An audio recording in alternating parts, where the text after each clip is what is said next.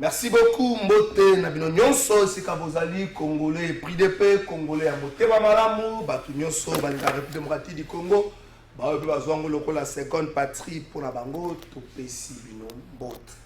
Vendredi 3 novembre 2023, République démocratique du Congo, héritage à la famille Tshisekedi, à la famille Kabila, à la famille Kengo, à la famille Bemba, République démocratique du Congo, héritage à la Congolais Nyonso, toutes tendances confondues.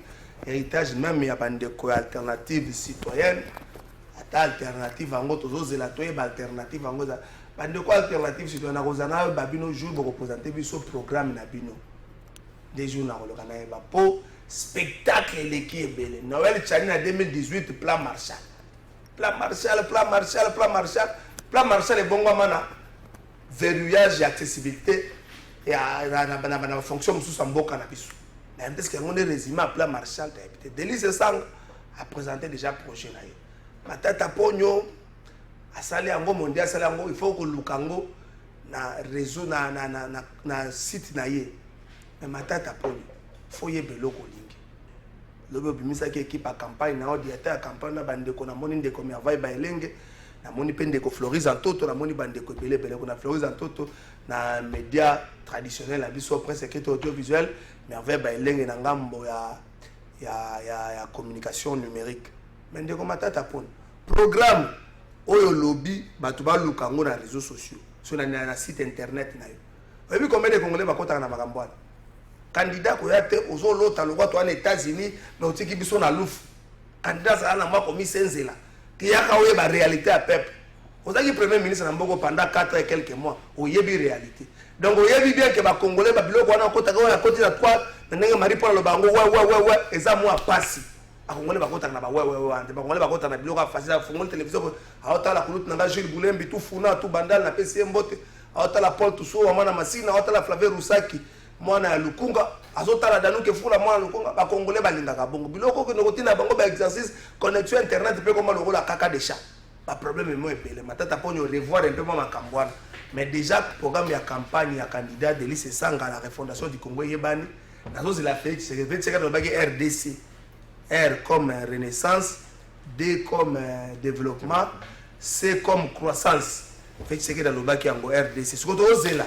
Mais fait que dans le programme parce que ça un programme depuis 2018 où il faut ça Senga peuple a fait un mandat pour continuer à exécuter. Mais les 25 autres, on peut s'appuyer sur un programme. Ma musique, tu as vu point mon corps. Quand on a mis les câbles à Rwanda, après c'est un chiffre, tu as vu point mon corps, on a côté sécuritaire, la partie est, mais le reste, tout c'est là le programme. Floribert Anzulini, tout c'est le programme na yo. Quand il a vu sauter ma cambo, moi je dis mouvement citoyen, Gana Tambolaka, moi j'ai demandé le départ de Kabila. Ce n'est pas un programme. Demander le départ de Kabila, c'est rien, ce n'est pas un programme. Sur le Kamba Congo, au Salangone. Seth Kikuni, il a vu ce programme. Franck Diongo, Chamba, il a vu ce programme. Marie-José Ifoku, je vais déposer candidature au Simbaki Kom, il a vu ce programme. Pasteur Ngalasi, je suis allé même là, c'est ça qu'on va tika. Pasteur Ngalasi, il a lik na matiete, Tokolobano amen était dans ma kambambok, il a vu ce programme. Ce que quand il a lik na matiete, on dit amen, Pasteur Ngalasi, il a vu ce programme. Nani Susu. Pasteur Tordongo, il a vu ce programme. Magamba amen, exact. On dit amen. La politique dit amen, exact.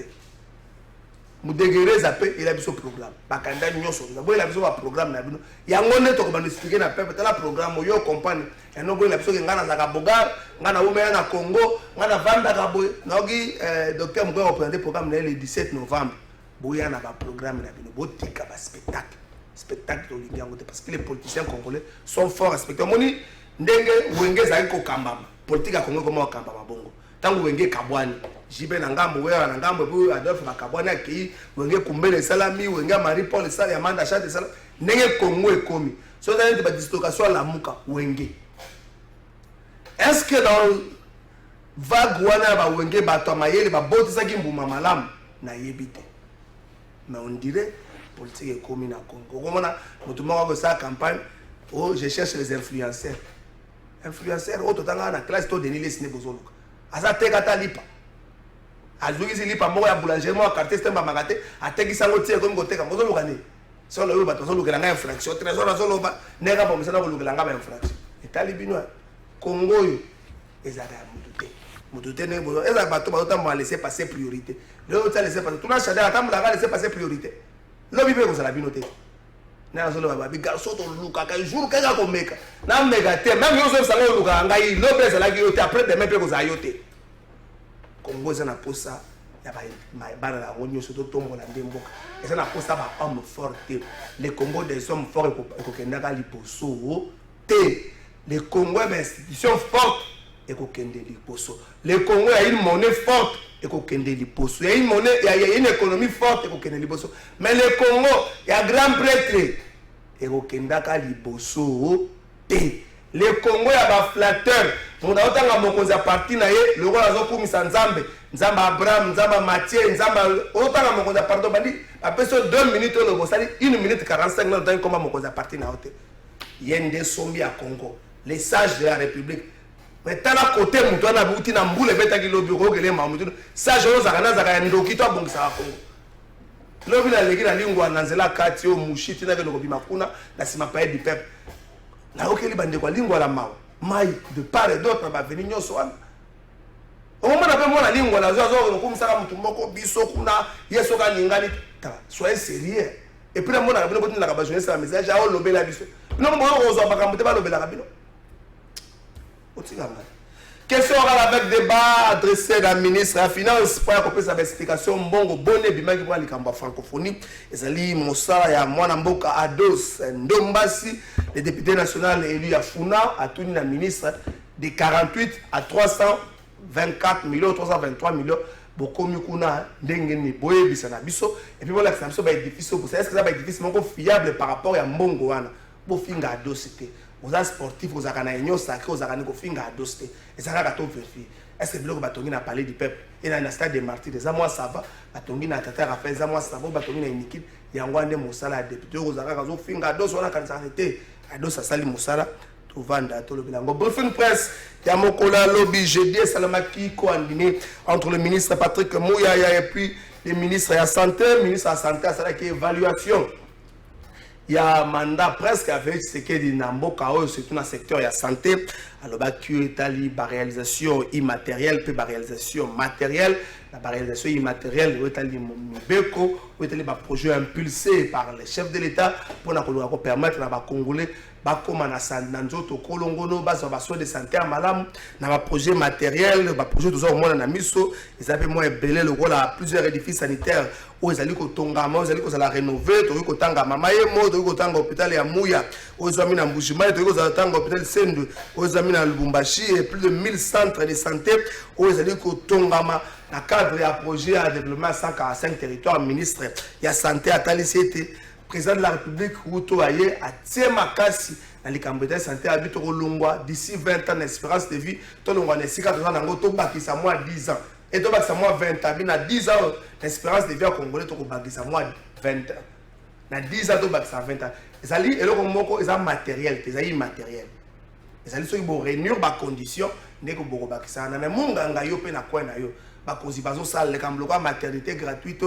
bakonzi bazo sala mo magasin munganga na kwa na yo tika comportement ya muto ya dans situation mo critique avo simba il faut que tout la ba poche est-ce que zo peser muto boka za pembene ça que ça moi quoi comportement na ngo pesa comportement la muto tango bakonzi bazo sala ndenge bazo sala bo pesa ka bango pe makasi peu importe muto ko gérer mboka après élection 2023 mais quand même initiative ezali ya ko sala mais minganga na ba secteur na bango. Oui secteur to sango mingi to banga kapota musuna kokoyam ba siminga ba otika nga bisuri na kati ya libumu to banga mais au moins boyebi pe bino moko ba rater na kati ya secteur wa autant to décrier que maman musana ba condition mabe mboka pe si makasi ba sala yango autant pe to décrire ka conduite y a un personnel soignant dans mboka na biso ezali malam. Déjà à quel hôpital les akanini? À quel cas que vous biki samutu? À quel na mboka monsieur ko biki sa? Vous avez na moi fièvre pas à quel cas? Ndenge ba infirmier bazo ya mbela to ba infirmière et biki. Mais à quel à Congo? Ozo à quel bazo la zona ko fiotan. On t'a recevé au fioto là. Ndenge ni ko biki. So vous avez na malaria, mais comme la grippe aviaire. Qui peut pas personnel ça peut conduite na bino wanzaki mayeto kolobela ba invité na zo la bango na yeso ba sombi vignette te na habité na yeso ngo bila mtazo nyongo la bango ba invité ba komina noté ba invité na zo la bango na ba sombi vignette te vignette ngo pe mbongo ngo bo sombela pourquoi il gaza ka dollar partout c'est bon pourquoi faut ça en dollar à franc to la bino l'équipe 25 ngo bila to na yo ya vignette en franc l'équipe 25 ba fonctionnaire no bafuta makanenge ba police basala ka sécurité bafuta na Tony ta boina kota makambo belé. Qui dit la vérité entre les deux? Est-ce que le pasteur Ngala si azate le rôle oyo ndeko comme les Akanais John Numba Lobaki c'est le fabricant du monstre peut détruire son monstre. Pasteur Kankenza c'est le fabricant du monstre peut détruire son produit. Nani atiaka Dodo Kamba na esika wana.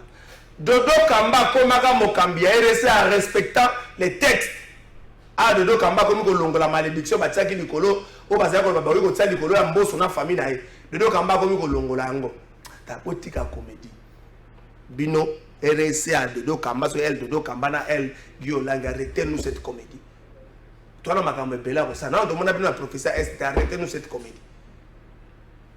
Nani azolo ba vérité na bango mbali nani procédure ni les alaka pour quoi ils mokambia RC. Est-ce qu'il y a de principes bien établis reconnus dans le règlement intérieur na banque so muta fausseté na point oyo ba ko quoi et so que ezali bongo est-ce que Dodo Kamba a fausseté? Prophète Daniel Katem na pesi yombote. Merci beaucoup trésor Kalafai. Bon Dieu. Ça va, Dieu nous protège. Ah. Et puis que prophète Dodo et prophète Daniel Ozali Moko ya basala nzambe na kati organisation RSC. Tout à fait. Mais nano kalona yeba yotika na RSC ngambo nini? Non non, il y a pas RSC ngambo ou bien RSC ngambo. RSC Tikali Moko. Oya wapi? Non, c'est qui est dirigé par Paul David Olangi. Ah. Prophète Tolingani Mingi. Oui, mais c'est ça. De presse à Dodo Kamba lobi. Oui, j'avais suivi. Et puis que Dodo Kamba tira nenga kola même la famille ne bando ki bakoka ete. Mais c'est normal, un homme de Dieu, oui. Un chrétien d'abord. Oui. Oui, mais s'il était destiné, la destinée que Dieu savait qu'un jour il deviendra son serviteur, la famille n'est pas cocaïté. Et là, il dit que Bino peut beaucoup cocaïté. Pour le petit gars, David, beaucoup cocaïté. Il y a un dem paso kamba. Boso mon atte que boso ça la sonne. Boso la sonne na ba chrétien. Bosa la sonne l'église corps du Christ. Poto longo la rakate na bakambi. Peut-être vous dites que ça a biso bakambi mais dans l'église corps du Christ bosa la sonne. Est-ce qu'il n'y a pas moyen à kobongisa ngo dans les cadres? Ça, merci beaucoup trésor Kalafai. Vous avez raison. Ils ont ça la passe. Tous a 8 confessions religieuses. Biso toza RSC la 6e confession religieuse. Et ce qui est vrai, oh ils ont ça les massicos ça fait ils a passé. C'est un peu c'est humiliant. Mais Toza, j'encourage pas ça. Mais Toza, les seules confessions, Toza a un problème. Chez les musulmans, on voit aussi qu'il y a des problèmes. Au ciel, là où Dieu habite, il y a eu des problèmes. Et les cas qu'on a. Mais au Ezo, ça, les médias, il y a quelque chose qui était passé. Maintenant, la bateau, Batia qui prophète de Dodo Kamba, ils ont décidé, par rapport à la grief, on va reprocher. Et c'est par là qu'ils ont décidé de mettre maintenant Paul David Olangi. C'est-à-dire, c'est vrai, il y a des gens qui parlent. Mais papa, musala nyonso bino moko wa musala nyonso mutu ya mutu na mokili et ozanga na moi ba erreur te ozanga pe moi problème te mais ce qui est vrai les français disent le linge sale se lave en famille et puis babongi ça va toujours mais ce qui est vrai et oublie makaka parce que il y a toujours bien la presse et quand on parle dans la l'église aujourd'hui même mutaza na téléphone il peut prendre et puis avoir qui na réseaux sociaux c'est bimi mais la finalité toza bana papa moko famille moko on finira toujours à se mettre ensemble pour c'est la gloire du Dieu. C'est le prophète Dodo Kamba, Israël Dodo Kamba, si femmes-ci, ils ont la katina kati ya RSC, comment vous Guy Olangi akoma mokambi ya structure moko oyo bango bazalaka membre. Non, d'accord. D'ailleurs, je préfère na oleto lo babongo to kende musique. Oh, ça statut, hein? Statut. Statut bon retouché. Non, le vrai statut, le premier statut qui a été élaboré par toutes les pères des fondateurs. C'est ça, ces statuts. Et t'as là bas fondateur, bah liste membre fondateur. On a 33e. Kendeka comme on a 33. Tangako. C'est un temps à combat liboso. Andeko. Na comprendre position ya Kakenza mwana bo. Na ba fondateur muto liboso. Église foi abondante Bishop Albert Kakenza mwana bo. A se refaire ça na mbongo ya se. Tant ba tcheka ka faire changer comme non, quand nous prêchons, on est comme ça. 33e. Hein? 33e. Si femme, si couple, Olangi Wosh. Et alors, comment on va dire que Bazate? C'est vraiment Kounazali. Non, il est là, il est fondateur aussi. ACK. C'est-à-dire que... 10e. Oui. Isamina Gibi la 2e. Sony Gafoud la 3e. Merci beaucoup. On va inviter parce que côté comme ça va bien. Sikoyo. Donc, le problème est commis à niveau nini. Et là, on nini bino pour reprocher na prophète. Non, bisoté. Non, avec, je parle de Binatan, mais il y a l'église corps du Christ. D'abord, le prophète Dodo Kamba, il a remplacé qui mon père, général Sonika Fouta. Dans la manière dont laquelle Toyebi qui n'était pas légal. Ok, ce qui était arrivé. Mais maintenant, à son tour, papa va reprocher Bilo Kebele. Parmi les communications, moi j'ai vu, j'ai entendu, c'est changement et statut. Non seulement vous avez non seulement, j'ai oublié, il y a déjà statut, c'est ça déjà, changé.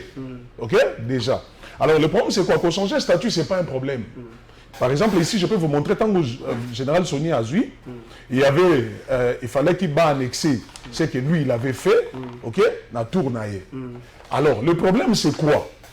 C'est que l'archevêque Kankenza, Tangoyoki, que le prophète Dodo Kamba veut changer les statuts. Et ça, c'est pas interdit.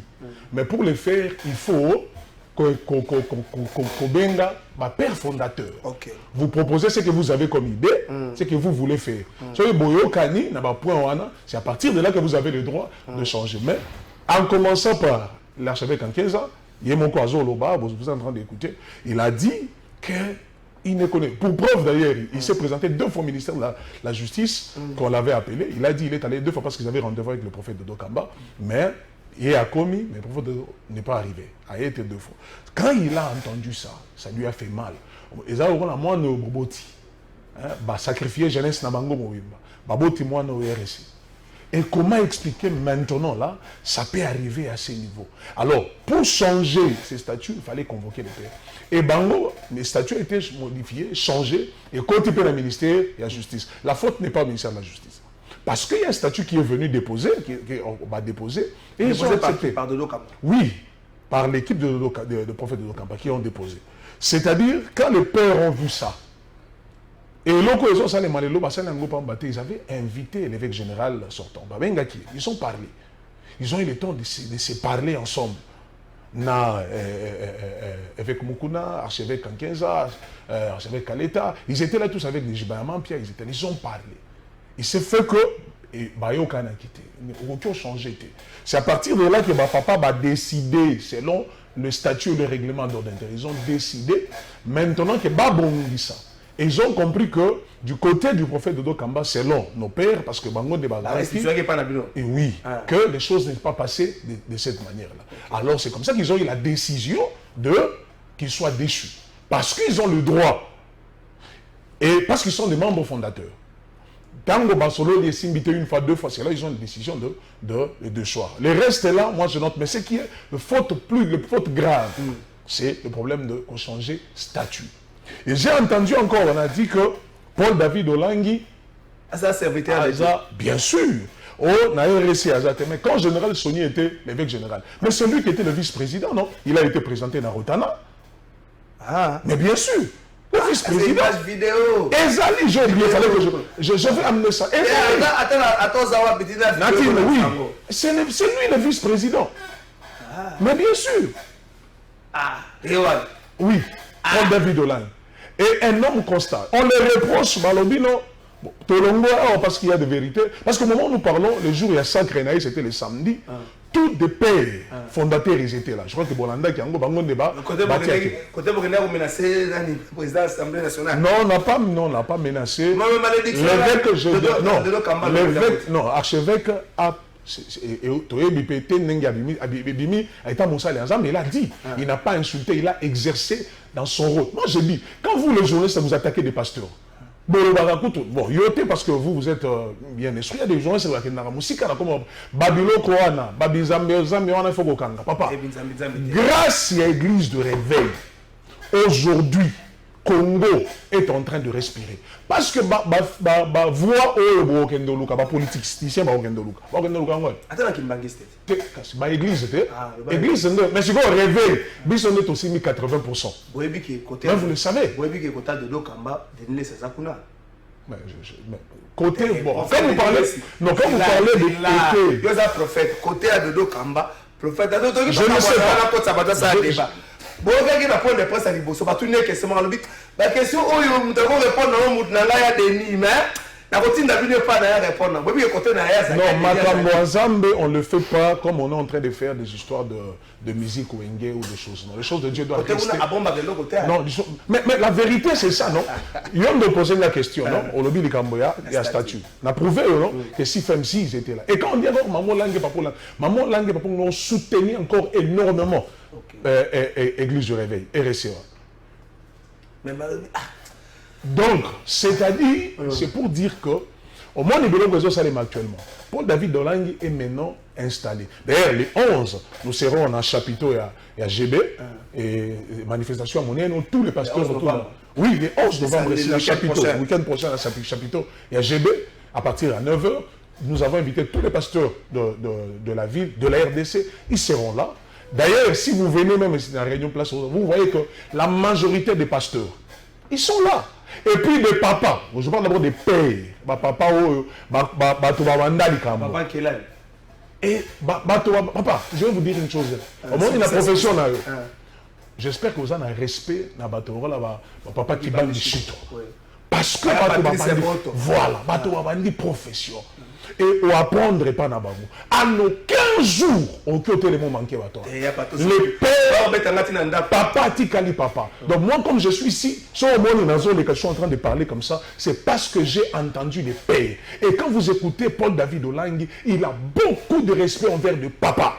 Ce sont nos pères. Peu importe ce qui peut se passer entre nous, mon qui est à la télévision, tout bien dans les réseaux sociaux, papa. Quand il y a un moto, il a reconnu, il avait passé le ça reconnu. Prophète Dodo Kamba, ngana lingako mingi. On a un jeune, on se bat au côté de la réseau, mais faut y aller. Tato asalaka masua, Noé. Mosa Livinho, Yemoko. Momeli Vinho, Yemoko. Molongo Libilamba, Yemoko, mais Moutakala na ebe sa vie à moi. Moi, on a la génération descendance. En fait, aux autres, Noé, Mosa Livinho, Yemoko. Momeli Yemoko, Molongo Libilamba, Yemoko, mais Moutakala na ebe sa vie à moi. Est-ce que moi, je vais aller Bilamba? Souci na biso ezamoko. Souci lisa. Souci na biso ezamoko. Unité église comme Maoutiolo. Ils ont ça la bien c'est la télévision, les gens parlent de l'église. Et surtout quand il s'agit de l'église du réveil. Le rôle de la confession, là-bas on n'entre pas parce que c'est plus politique. Mais, Mouto et Tiaka, évêque général, c'est l'église, c'est pas la politique. Nous n'avons rien à voir. Et puis, toujours il y a d'influence l'histoire, il y a la politique. Président de la République, c'est notre papa à nous tous. C'est notre président. Et il n'est pour personne, il est pour tout le monde. Merci. D'ailleurs, c'est un bon homme. Donc, nous voulons l'unité à l'église et que l'église reste un et individu. Et nous sommes en train de... Et que son prophète Dodo Kamba. Et les autres, tous habitants sont bananda komoko, tous amakamba kofinganate parce que ça ne va pas nous honorer. Et à Kobenda na Kobunda, ça ne sert à rien. Mais nous voulons le respect des textes et aussi ce que les pères ont décidé. Merci beaucoup, prophète Daniel Katen. Avec éclaircir na kati ya dessus na menga na batumi balé na kati église corps de Christ na pour ça na bango émission na solo bango na télévision pe na ko sala ngo semaine prochaine mutali boso évêque général Albert Kantenza mwana mbo pona nini nazo benga ye créateur des fabricateur des monstres et puis les seuls destructeurs des monstres avec Albert Kakenza Mwanambo, dans une émission en direct. Vous êtes fabricateur de monstres pour la distribution. C'est un homme humble, il va le faire. Et puis, l'actuel évêque général, David Hollande, on va organiser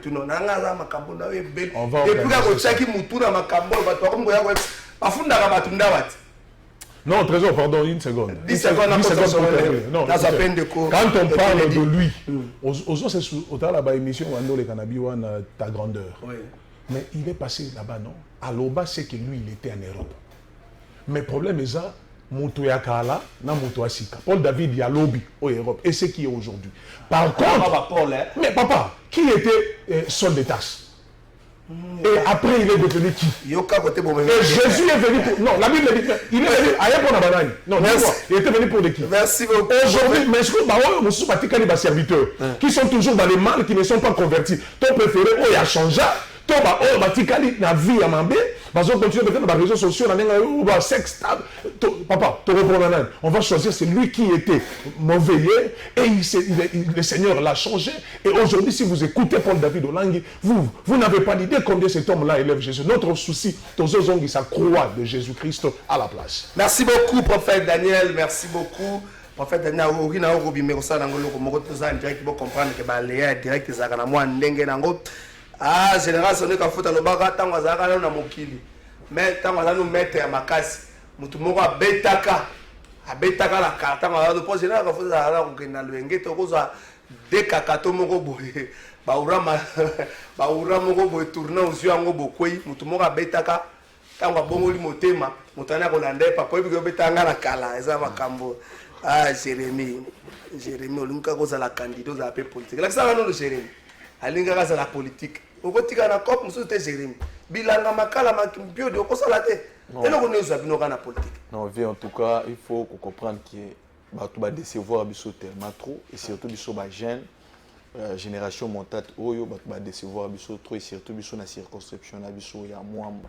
On se rend compte que tout le monde est belé, au moins 11 personnes dans l'Assemblée nationale, mais ceux qui ont landé dans Moussala Bassal, ils ont du début jusqu'à la fin, maintenant, Batikali ko se prononcer ne fils qu'une fois dans l'hémicycle. Ceux qui déjà montent à se prononcer dans l'hémicycle. Non, à se prononcer dans l'hémicycle, à ça le contrôle parlementaire, à mon côté du début jusqu'à la fin. Il y a les Azalaki qui sont pour Atombo et Luboko, qui sont contre Atombo et Luboko. Makambo, ils sont liés à Makambo Yambon, et Otombo, la Maboko pour Makambo, côté Azalaki, ils savent que, ok, Yosa, député national dans la circonscription et à Mwamba.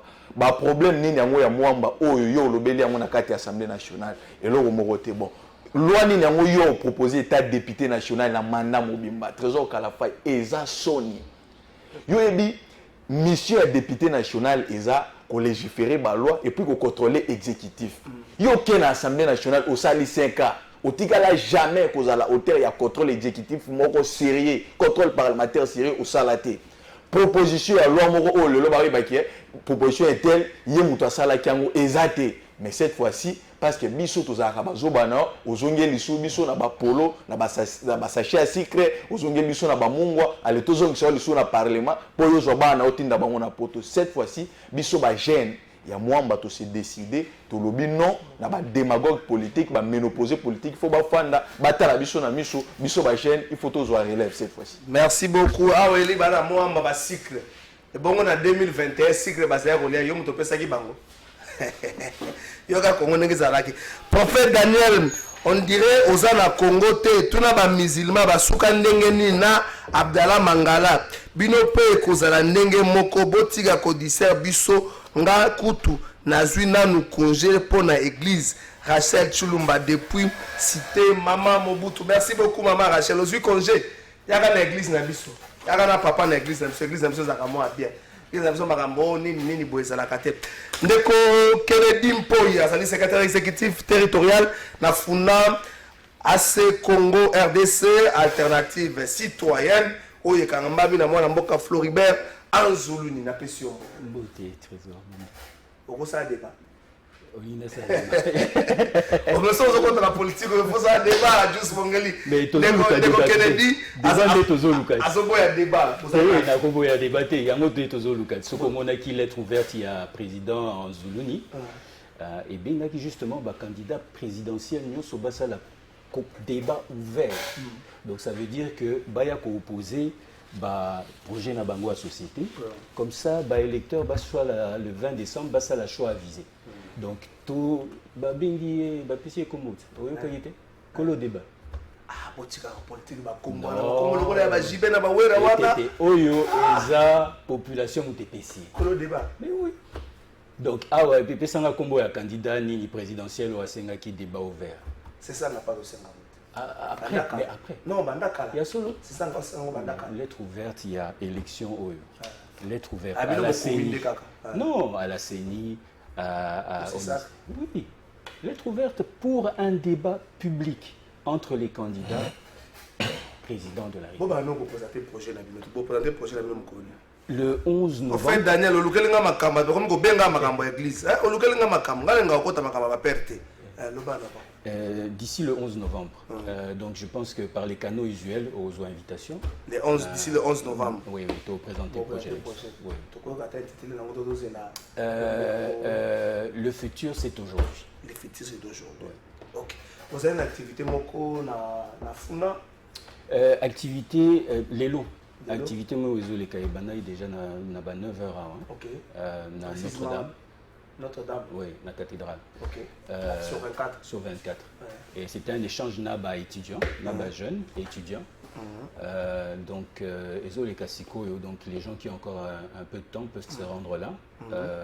On voulait aller à la rencontre des étudiants. Potoyo Kabango.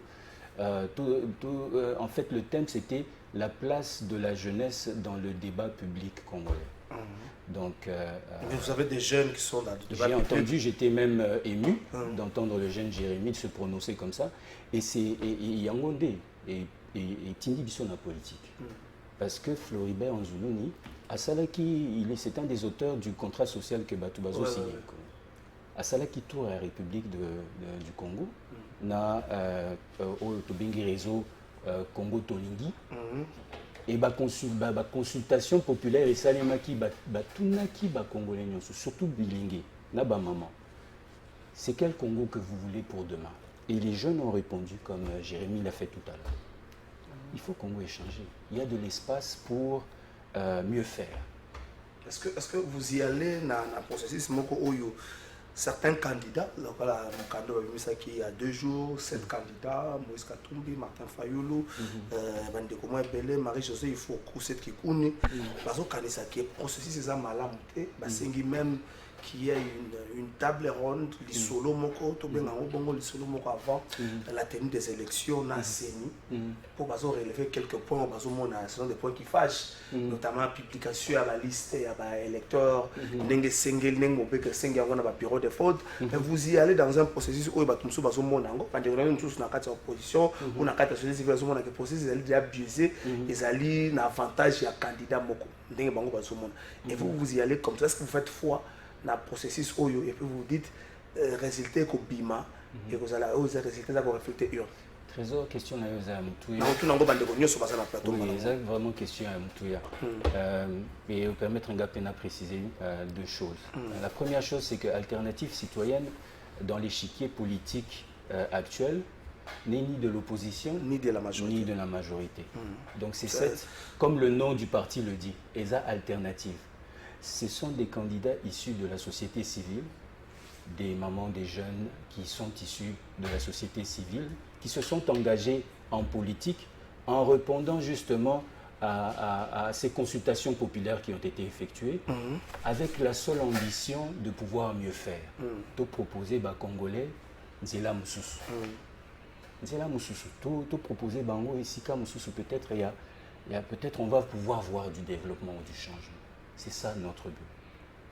Et dans ce genre de choses, nous avons participé. La deuxième chose, c'est que nous avons participé aux primaires citoyennes qui ont été organisées par la société civile. Donc, nous ne pouvons pas nous allier avec l'opposition dans ce genre d'alliance. Mais c'est le même objectif, avoir de bonnes élections. C'est le même objectif. Est-ce que ça lié na bango juste pour dire que la loi dit il faut bien afficher la liste des électeurs. Même Jérémy sur ce plateau, Jérémy est candidat, Joël est candidat. Bah éviter na banani va voter bango. En banani en terme il y a masse, mais en terme il y a la liste ndenge mobeko sengi. Bah éviter banani va voter bango. C'est un quoi oh sengi qu'on trouver solution bango le plus vite. Oui, dans ce sens-là, oui, absolument. Je pensais qu'on parlait du candidat unique. Non. Ce n'est pas le même courrier. Mais en fait, oui, effectivement, nous voulons, et c'est ça les attentes du peuple, des élections crédibles et transparentes. Seni Mimilabiso ba élection crédible et transparente, mais il faut vraiment qu'on aille voter. C'est tout ce qui nous reste. Parce qu'on a épuisé toutes les autres portes de sortie, on a fait confiance, comme le disait Jérémy tout à l'heure, mais la seule manière maintenant, il faut faire confiance aux institutions parce que c'est ce qui nous reste. C'est la phrase, il faut faire confiance aux institutions. Yo c'est là où on a pas tout ça non dès que Joël nazo kota nomba la moko za candidat na commune alimité, Jérémy za candidat na commune ya Lemba na province. Mwamba commune nationale. Oui, Mwamba. Aïe Jérémy, il faut mettre un bloc on a taille na malembe Jérémy. Olé non, Tolier Kitoko. Merci beaucoup Jérémy, Jus Bongeli, maso spécial là yo ndeko Joël. Hollandi, Ndeko Kennedy, Bango Bazali alternative citoyenne, Bazali ni de gauche ni de droite, alors il faut faire confiance aux institutions.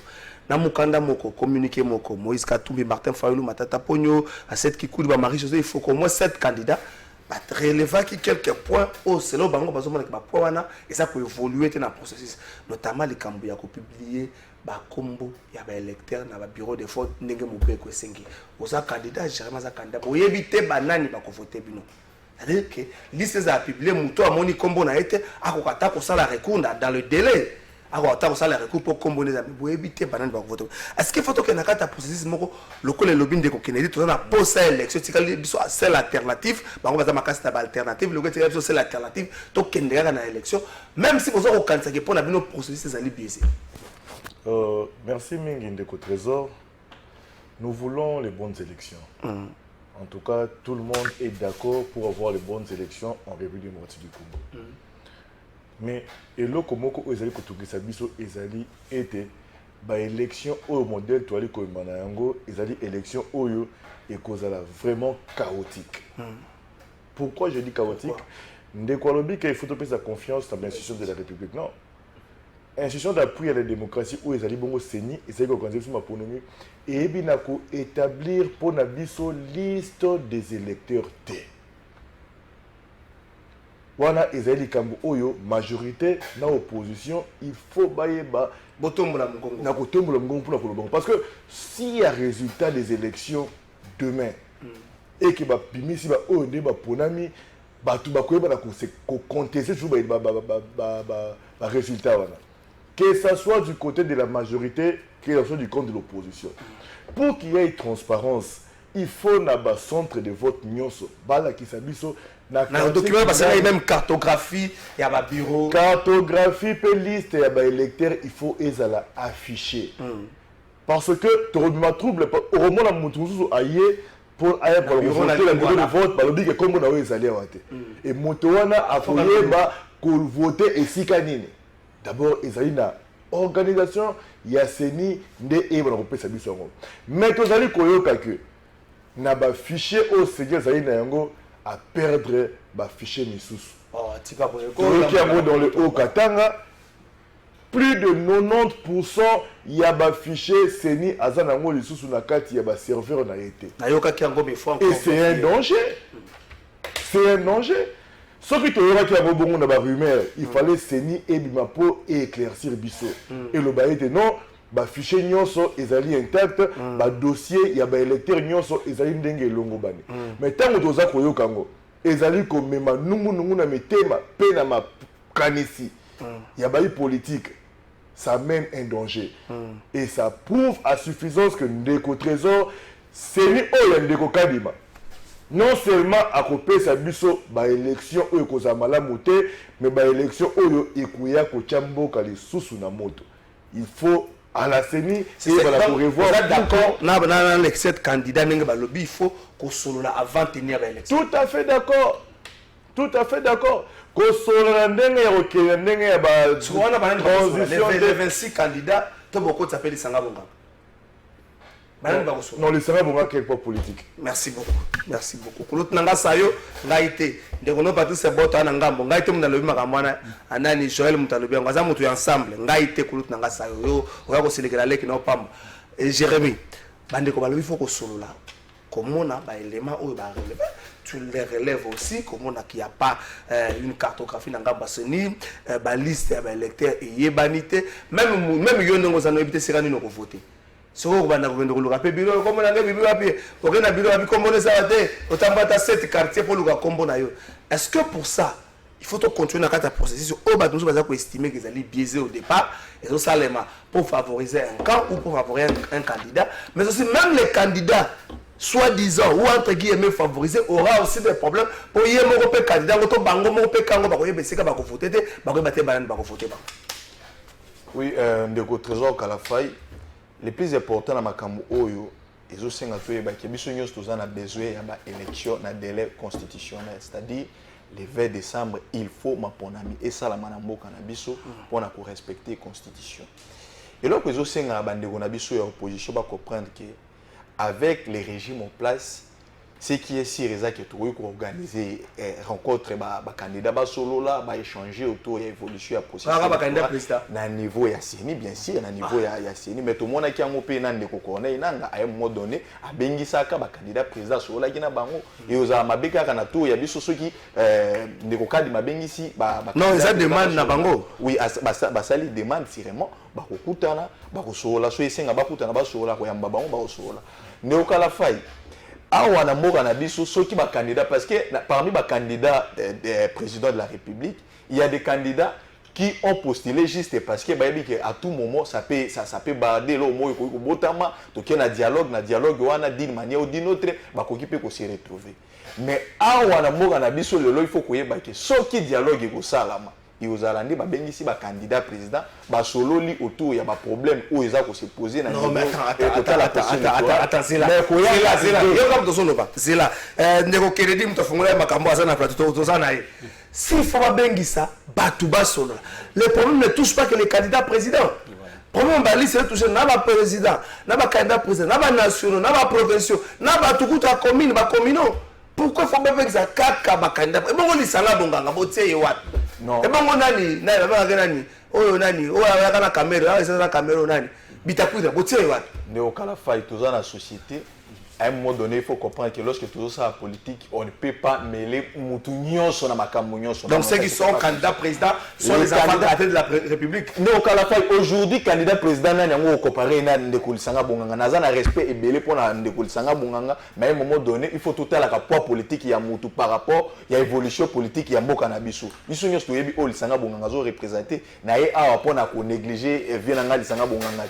Mais nous avons évolué. Nous avons un processus électoral. Les autres tambola soki et au sein de sa candidat solana bango on va appeler les candidats présidents de la République parce que ces candidats présidents de la République de la plupart des cas représentent des familles politiques et ces familles politiques ont des candidats au niveau il y a députation nationale au niveau il y a députation provinciale et puis au niveau il y a des conseillers municipaux. Alors lorsqu'il faut sa bango solana bango moi je suis sûr et certain que ma solo au ba solana bango et au commandant d'état major il y a des partis politiques na bango il y a des familles politiques na bango et au quitter la candidats députés nationaux et au quitter les candidats députés provinciaux et puis les conseillers municipaux. Alors, et là que vous avez des candidats, lorsque vous sollicitez dialogue ou vous sollicitez rencontre, il faut déjà que quelles que soient les manœuvres, quelles que soient la CENI va respecter les délais où il va organiser l'élection. CENI y a normalement il faut te féliciter. Il faut que Seigneur Ndeko Kadima et Banda Moussala ou Batiango en place au moins na 20 mois de retard. Mais si Tali Moussala ou Sali et Sali Moussala comme si enregistrer ta retard à mon côté. Le long oyo Seigneur Yakadima et Jopé Sabiso ba indicateur que possibilité à organiser une élection dans un délai constitutionnel ils a à plus de 90%. Alors lorsque tout le monde a il faut tout encourager pour na et permettre biso to zo maponami na ta o biso to za nango besoin au lieu et place to ya na ba idée o bande ko na biso biso ya opposition baza nango aujourd'hui pour ba se préparer pour l'élection ba se préparer ni nango ça la ma pour créer dialogue ni nango ça la ma pour permettre biso to contester ba résultat au lieu et place ba préparer ba lukandeli ba banda ko former ba témoin parce que biso na ba circonscription biso to se retrouver au kuta mutaza candidat député national provincial mais surtout ni que yo za la combien de témoins o yo bandi déjà ko former bango OK témoin autour ni que yo équipe no ya campagne za composé na banane azana une équipe à campagne té yo kwa yebi na mutu na ezaka za candidat ce n'est pas seulement pour la candidat député national provincial na conseillers municipaux c'est aussi pour certains candidats président de la République seulement parce que na ye a kotanga kombo ya batuté mais na yebi qu'il y a des candidats au so to sinon émission a to tellement na mupandi na yebi sonde ko kala fight c'est la bombe azana émission azana na projet azana candidat azana base mutetel azana capable de komimata conseiller municipal la commune moko na Kinshasa. Merci beaucoup na retourno bango na soka émission kotanga bango za lisumu est-ce que zo finga mso bi tel ana candidat président azana projet te les infractions za lisumu le ko fondé na parquet na moni yango te za na okimia eza ba infraction ma kamususu ba infraction ba no lokate mutu oyo monga 324 millions zo mona na te ba ko luka biso magistrat ça c'est ça façon no luka bango kuna ndeko Kennedy si photo solo là comme les 7 candidats va senga yango tuko solo là autour ya thématique ni. Est-ce qu'autour de la thématique, on va évoquer certains problèmes, certaines difficultés au CENI, parce que la première fois que le pays va mal. Le contexte est qu'il y a une élection. Vous êtes d'accord avec eux qui se posent un problème pour la publication de la liste, il y a des candidats qui se posent un problème pour la cartographie, il y a un bureau de vote, même si on a une place pour voter. Est-ce que s'il faut tout cela, il faut tout démarquer, tout mandater. Les 26 candidats, le bilan de Jérémy, le rôle va représenter presque la couche nyonso et la parti politique où nyonso va compétir dans l'élection, va représenter bango. Ton dit ma base sur la place nabiso et puis la place nabiso. Vous êtes d'accord avec ça et autour de quel thème? D'abord oui, au Katakinga Nazongela et l'autre on a le bac il faut faire confiance aux institutions. Nos institutions sont similaires à l'institution Eza Ghana. Le problème nabiso Eza les humains. Et Ndekonanga le bac en bien Abakisi Senia Kadima. Notre problème en fait ce sont les humains.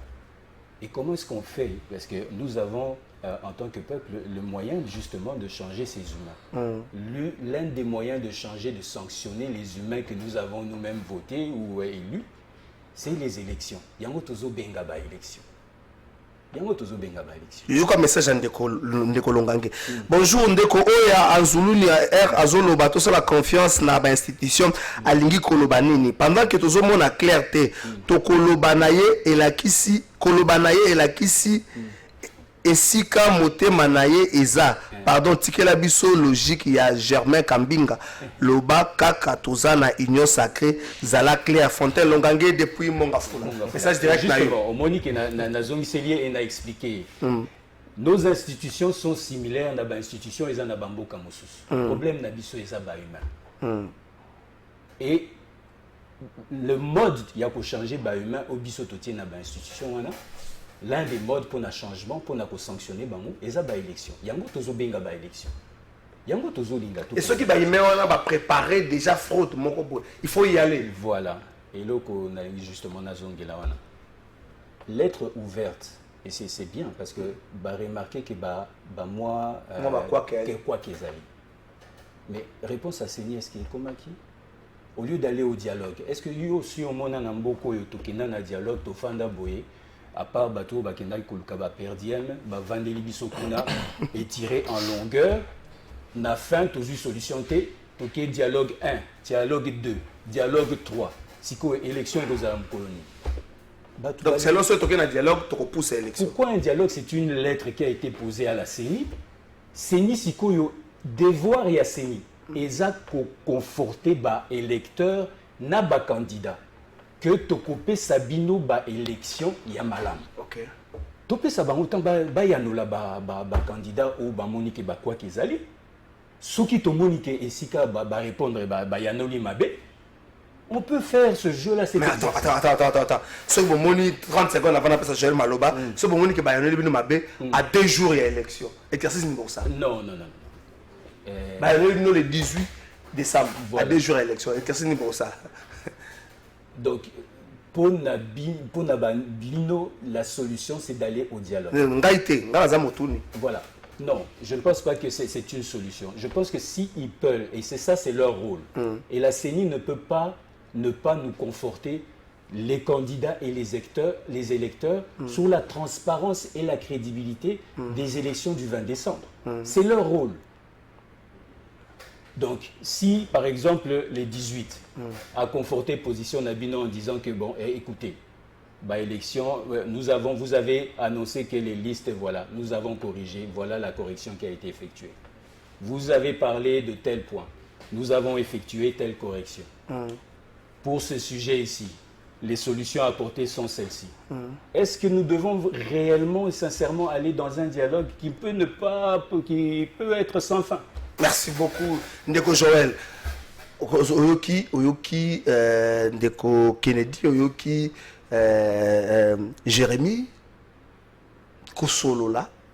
Pour Jérémy, c'est une bonne chose, mais Ekoki, pour Ndeko Kennedy, Ekoki Kozwa biso temps, Ekoki pousse même date il y a tenu à l'élection. Et pour essayer de répondre à ce qui est directement dans la demande d'abino notamment publication, il y a liste, il y a candidat, il y a électeur, il y a candidat, et puis il y a électeur, cartographie sera publiée en gros, tout passer dans autre chose. Est-ce que vous êtes d'accord? Pour ce candidat, il faut tout vendre. Attends, bon, il y a 26 candidats qui ont la proposition et qu'on excelle sur temps. Ndeko Trésor, ezali na obligation ya CENI pour na répondre biso na ba revendication de l'opposition et bien kosala. Pourquoi nous disons obligation? Parce que Ndeko Denis Kadima azalaki vanté que yende azali expert na makambo etali maponami na kati ya mboka na biso. Donc, pour apprendre quelles leçons devons-nous lui donner dans le makambo nyo sali kosala parce qu'il s'y connaît azali na kati ya siècle na ye na kati ya sali na ye oya kola maponami pour mboka na biso. Pourquoi seulement nous de l'opposition nous devons comme un danger wana oyo zali ko courir liboso? Ça c'est une question à poser à Jérémy. Pour la nini bandeko il y a pouvoir en place c'était parce qu'il faut le retenir. Ndeko Moleka, Albert Moleka, je pense au directeur de cabinet à candidat Denis Mukwege, a ebisaki biso ke Ndeko Kadima azali moko ba IDPS na mboka Afrique du Sud. Donc, ekolakisaki manœuvre oyo Seigneur azali kosala ezali de mèche pour na kopesa brèche moko ya sortie ya tricherie pour na compte ya pouvoir. Parce que likambo oyo ezalaki likambo oyo biso nyonso fanda tosolango parce que c'est un danger qui court à la République. Ezali danger na ngambu ya majorité pe na bayi opposition. Mais bango batikali bouche be bazali kolobelo ko moko te. Toko fanda te poto bana ko solola. Écoutez, soki to fandi de ko pesa beki na ndeko Denis Kadima. Parce que l'habitando ya ba mindele ba TV5 a outé pour sa déclaration de Mourabi azali financé entièrement pour organiser ma bonami le 20 décembre. Oui, il a parlé de la finance. Mais te commis déjà pembeni ya ba propagande. Ezali déployé dans toute l'étendue du territoire. Tu dis que Congo ezali pays continent. Ça se fera dans combien de jours?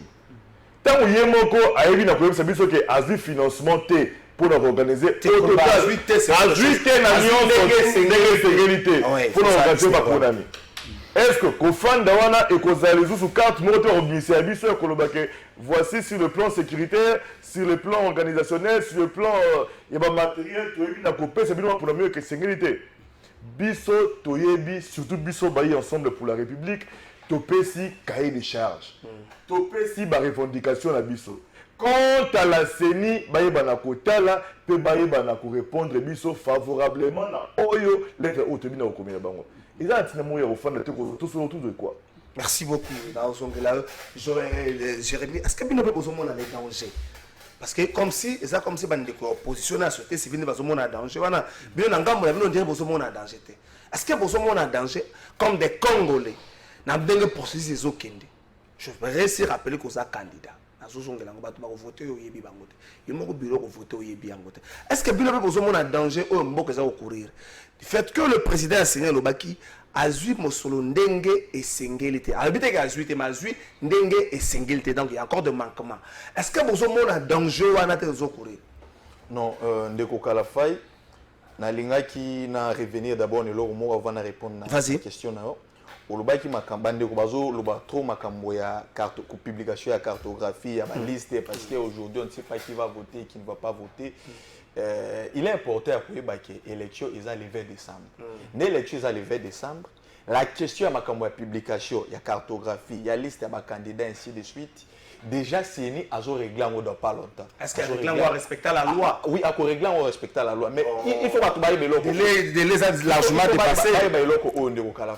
Oui, pendant que biso ba misusu ba candidat plutôt toza na terrain pour na sensibiliser ba électeurs na biso o bazana problème et surtout na ba carte d'électeur na bango carte eza effacée azongila na bureau ya CENI pour alukande na récupérer carte mususu bango bandeko opposition bazo croiser na bango maboko bazo tala bafani na bango comme si de rien n'était biso tozo continuer ko sensibiliser bandeko voilà so carte na yo eza effacé zongela na bureau ya CENI kende olukozwa carte mususu parce que yango nde ko permettre jour ya maponami o se retrouver na bureau et pour voter beaucoup de gens pensent que parce qu'il y a une carte d'électeur ou parce qu'il y a un candidat, ne batu bagoya ko voter, ça pour autant à se rendre compte que batu misusu baza lelo o na banda kuna bango bazo soutenir yo baza derrière yo mais carte d'électeur et c'est passé nango déjà depuis kala. Yo na place ozo soin wana ya ko rappeler que ndeko kenda na bureau ya CENI o ke récupérer carte mususu yo zo sala ngote ofandi yo na mutu na eloko ni za déjà naza na mbongo nanga naza na 100 000 $200 000 na osala nango campagne na okabola batu na yo kabola ba secret na yo kabola ba mungwa na opesa ba bido ya mafuta ainsi de suite ça va bref wana il faut koyeba que oza déjà na perte de vitesse alors pour na makambo etali inquiétude sur processus électoral le président de la République alobaki yango président de Kadima alobaki yango soki olandaki émission wana bien ou se rendre compte que alobi azui na no financement à 100%. C'est ce que j'ai dit à sauté voilà azui financement ndambu azwa ndambu mais cela ne veut pas dire que parce que azwa ba financement na ndambu ne élection ko sala matin non on continue ko ba financement jusqu'ici au moins que processus ezotambola nango normal toujours qu'il y a d'une étape à une autre ba étape nyos o ezalaki na calendrier toujours qu'il y a déjà ko épuiser nyos c'est pour autrement dire que respect ya organiser volonté plutôt à organiser élection na ba délai oyo eza na kati ya constitution ezali et puis volonté à organiser ba élection eza na ba animateur ya ba institution na biso alors batu oyo ba otia na mutu na bango ki il y aura un problème lié à financement pour l'élection zalaté de reporter l'élection en tout cas bazo se tromper dans moment où eloko esenga ba ça les actes base à la concentrer sur les processus ba se préparer en conséquence parce que le 20 décembre ba congolais ba okende na irne pour na ko rigoler te ba okenda pour na ko pesa ba voix na bango na tata mokonzi ya ekolo ou aza candidat ya biso non to comme en campagne non il faut pas dire ba okende ko pesa ba voix voilà s'il vous plaît et puis ba ozala wana pour na ko lukande nini ba pesa ba voix na oyo bango ba okanisa ke baza na facilité à représenter bango ou à mema ko répondre na ba desiderata na bango voilà merci beaucoup ndeko Kennedy vous avez une activité mo za ko salema lelo eza bandaki déjà mais continuer aussi la lelo absolument oui ils ont salema na cathédrale Notre-Dame ils a rencontre échange na ba étudiants donc vous avez que ça va être sur Congo absolument lobby na terrain à partir de 10h na Kasavubu AC Congo RDC ils ont mis ma débat na Funa donc bana Funa bana Bandalungwa Ngeri Lumbu Kasavubu Boya et Belé c'est l'opportunité de rencontrer AC Congo RDC Yemokoko le débat sera sur place exactement donc ils échangent ça veut dire que c'est un jeu un échange où les gens vont pouvoir parler de leurs enjeux les enjeux et les difficultés de la circonscription.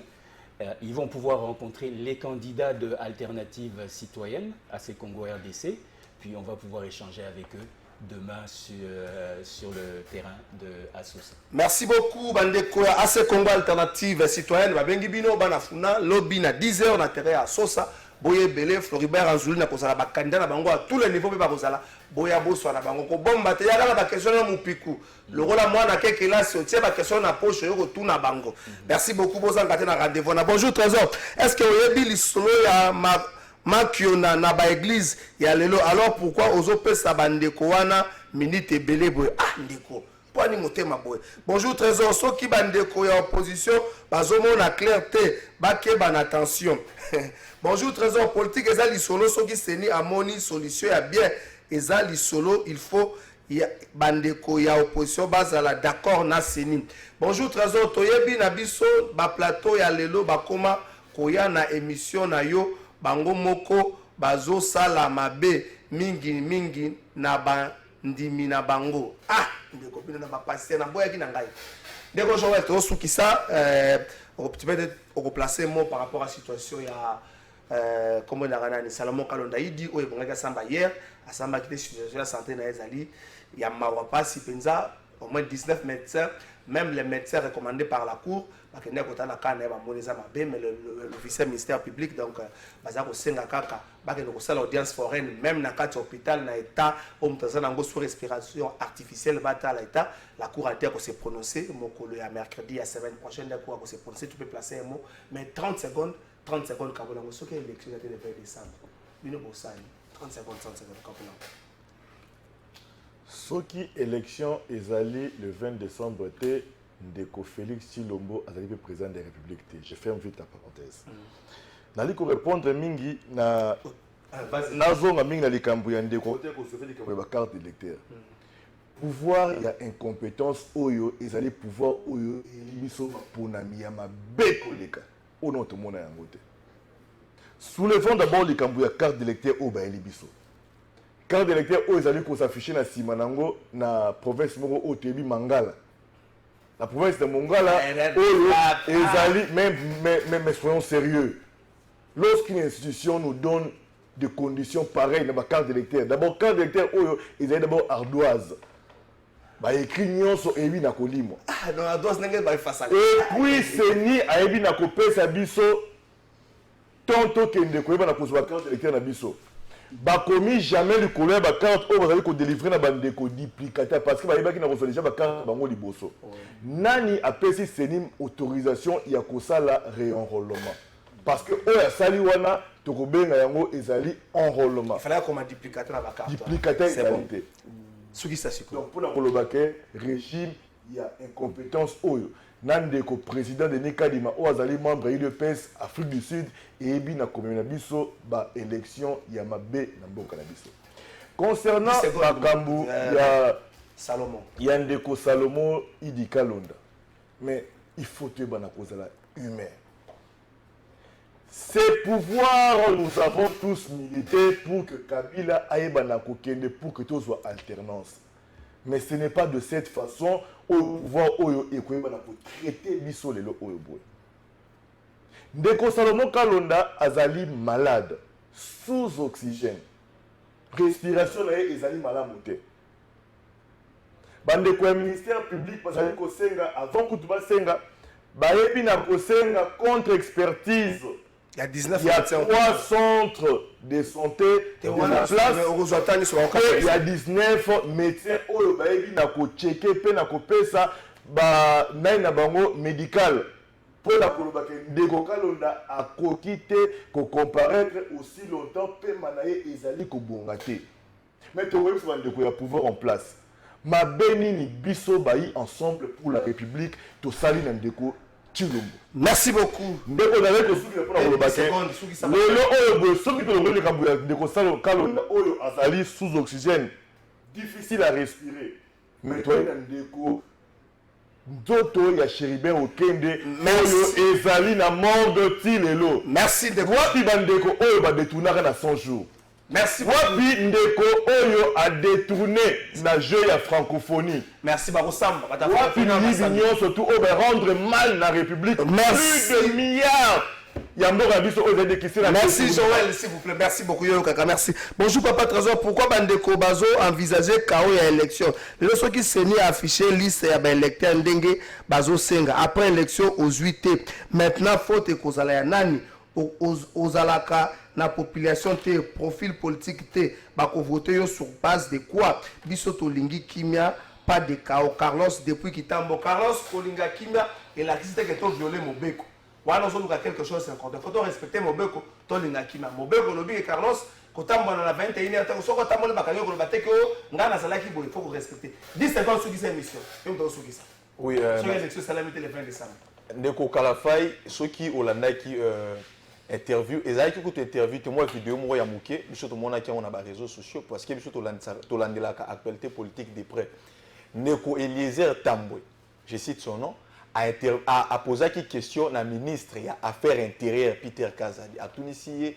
mais tozomona ba organisation internationale ezoya tozomona bato ndenge na ndenge bazoya awa est-ce que organisation et élection et vous allez respecter ou tenir élection vous allez respecter pour un délai constitutionnel ndeko Peter Kazadi ibisa qui est pour na élection salama na mboka OT il faut ma bataille quoi en tout cas ba moyen nyonso bazo se préparer en conséquence pour na organiser les biso ba élection dans le 20 décembre c'est pourquoi mon biso ba jeune na circonscription ya Moamba tous a se mobiliser jour et nuit pour na se préparer pour na élection et si biso ba tous a ba candidat tous kita toujours na ba na biso pour na ko réveiller ba base na biso ba base et ba ke élection eza le 20 décembre maman na biso ya ndunda ba wewa ba nyonso se préparer pour na élection na le 20 décembre et donc biso tous a préparer pour